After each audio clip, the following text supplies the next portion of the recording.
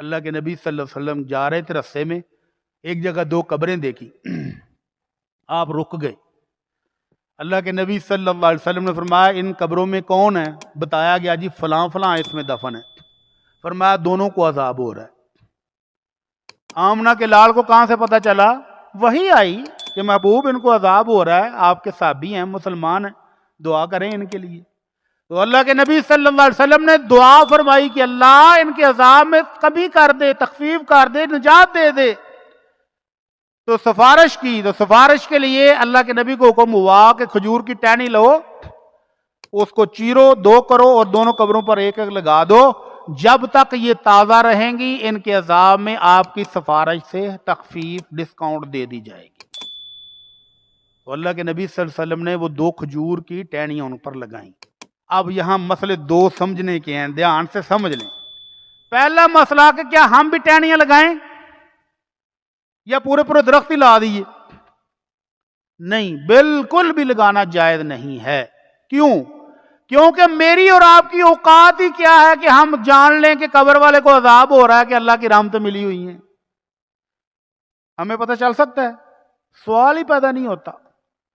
اور اگر پتہ چل جائے تو ہم قبرستان سے میلوں دور بھاگیں، قبرستان کی طرف منہ بھی نہ کریں کبھی۔ تو اس لیے ہمیں نہیں پتا کہ اس بندے پر اللہ کی رحمتیں برس رہی ہیں یا اس کو عذاب ہو رہا ہے، اس لیے یہ درخت لگانے بالکل چھوڑ دے۔ اور دوسری بات کہ اللہ کے نبی کی سفارش سے یہ عذاب کم ہوا تھا، میں اور آپ پھر وہی بات کہ ہماری اوقات ہی کیا ہے کہ ہم درخت لگائیں، ٹہنیاں لگائیں تو ہمارے کہنے سے عذاب کم ہو جائے؟ سوال ہی پیدا نہیں ہوتا۔ اس لیے فضول حرکت ہے۔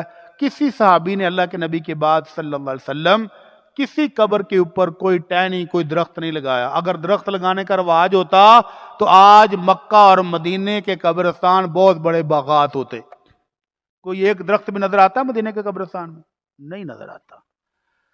دوسرا مسئلہ، اللہ کے نبی صلی اللہ علیہ وسلم فرماتے ہیں ان کو عذاب ہو کیوں رہا ہے؟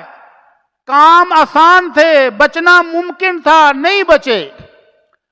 ان میں سے ایک پیشاب کرتے ہوئے پیشاب کے چھینٹوں سے نہیں بچتا تھا، اپنے کپڑوں پر، اپنے جسم پر پیشاب کے چھینٹے گرتے رہتے، موئی نہ اٹھ کے چلا جاتا سی۔